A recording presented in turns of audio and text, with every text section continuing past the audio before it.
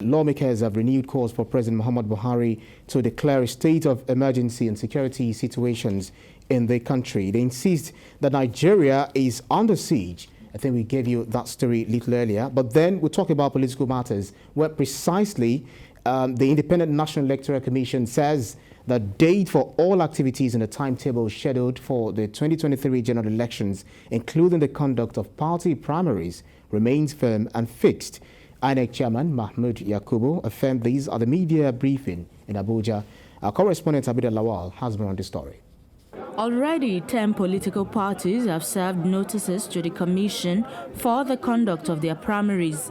With 51 days to the deadline for the conduct of primaries, political parties have been asked to adhere strictly to all dates in the timetable. This includes nomination of their candidate via the INEC portal. With this, political parties have a stipulated time to tidy up their primaries and present a candidate. Such nominated candidates must emerge from valid primaries as provided in Section 84 of the Electoral Act 2022. This is necessary to avoid unhappy consequences of any breach of the Commission's timetable or the Electoral Act. The Commission also expresses worry over invalid registration and promises to continue cleaning up the register to eliminate invalid registration and ensure that only those who should be in the register of voters are included. Nearly 45% of the completed registrations nationwide are invalid, rising to as high as 60% or more in some states. This infraction happened in all states of the Federation. No state is immune from it. These invalid registrations will not be included in the register of voters. It appeals to Nigerians who registered between June and December 2021 to collect their permanent voter cards in person.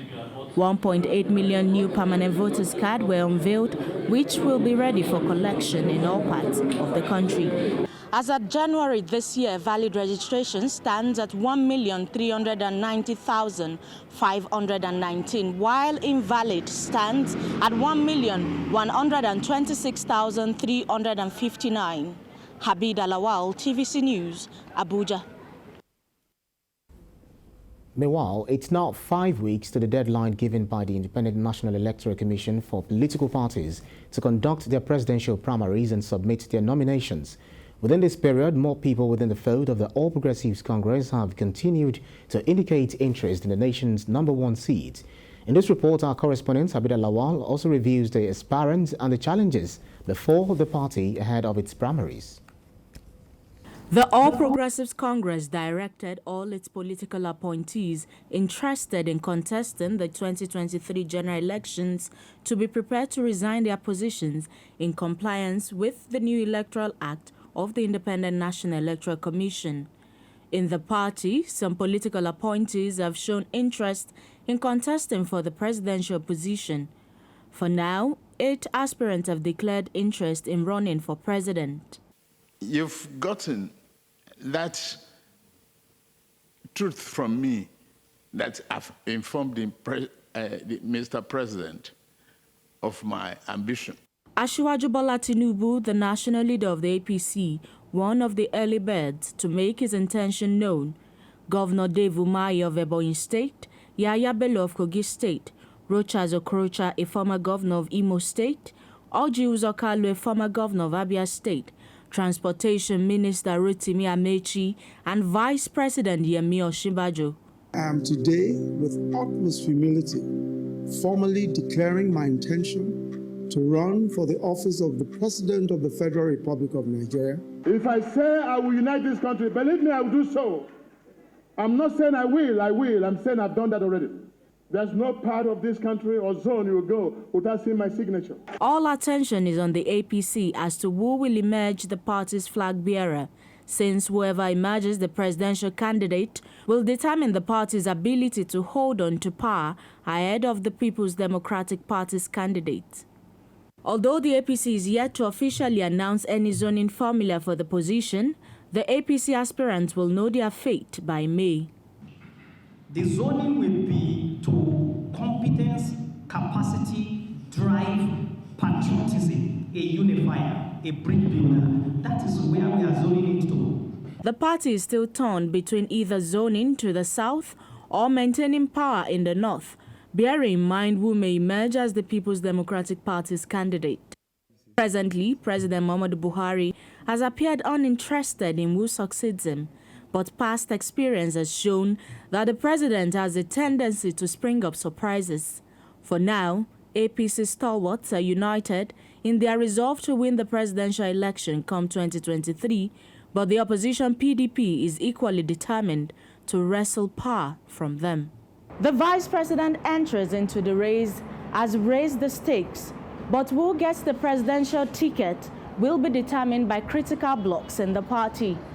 Although consensus is in view, for now, no one knows how it will go. Habida Lawal, TVC News, Abuja.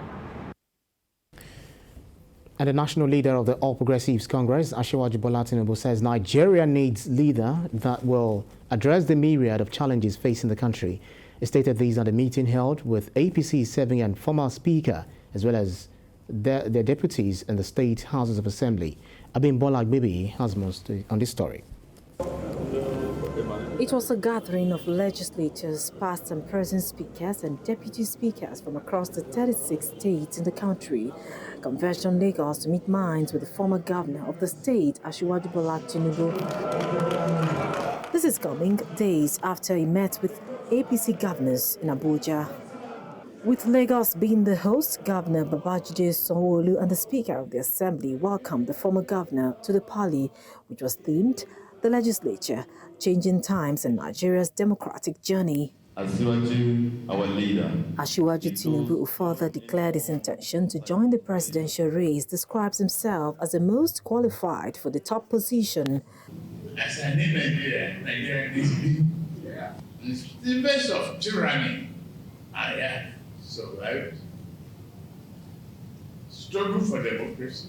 The twist and turn of it, I've endured the bush path, living without family, living in exile, financing other pro-democracy groups. With the sweat and my investment, I've contributed immensely, more than any other person running today. Asiwaju Bola Tinubu highlights when he was the first governor to grant autonomy to the State House of Assembly in the country. To make Nigeria work is a task that not be done. Who could do it? I say I am. Without much ado, the APC lawmakers threw their weight behind the former governor, pledging their support. The judge has invited all people in that space, legislators, current, former, past, to seek, their cooperation, and because he feels that they are an important stakeholder, right, in his drive to actualize, its dream. We strongly believe in his idea. We strongly believe in his vision. We strongly believe in his commitment, and that is why we are here today. He has a great plan for Nigeria if he is able to get the chance. The lawmakers are confident that the collaborative efforts between the legislature and the executive arm will bring about the desired results. Abimbola Agbebi, TVC News, Lagos. Still talking political matters, Governor of Edo State, Godwin Obaseki, says the state will support only the aspirants who are judged to have the interests of the country at heart and the capacity to transform it. The governor made this clear when he received the former governor of Anambra State and the presidential aspirants on the platform of the PDP at the State Government House, Benin City. Paul Izenwa reports on this. In preparation to the forthcoming presidential primary election of the PDP, Governor Obaseki has been playing host to different aspirants in his party, the PDP. Today is the turn of the former vice presidential candidate and former governor of Anambra State, Peter Obi, on a consultation tour to the governor and other stakeholders of the PDP. After a closed-door meeting, Governor Obaseki says the state will support only an aspirant who will always put the interests of the country ahead of its ambition to bring the needed policy that would improve the welfare of all Nigerians. Any zone not considered as fit or has what it takes to provide leadership in this country we are only setting a basis for crisis. So whatever you call it, we must have a situation where there is adequate consultation, where there are adequate consultations across the various groups, across the divide. For the presidential aspirant, his intention to contest for the office of the president is born out of his desire to improve the economy and make life meaningful for the people of the country. Enormity of the problem in this country today. That if not aggressively tackled from 2023, this country will not be there for all of us. Peter Obi also met with party chieftains at the party secretariat. Edo State PDP chairman expressed worries over the deplorable state of economy in the country. Somebody who has, for the past 7 years, chaired the National Economic Council, expressed his interest to contest for the seat His Excellency is also contesting for. This is a man that is supposed to superintend over the economy. An economy that he met at 9%, at inflation rate at 9%. It's about 15% now. According to the INEC timetable, all parties must have concluded their primaries and candidates emerge before the 4th of June. Paul Ezenwa, TVC News, Benin.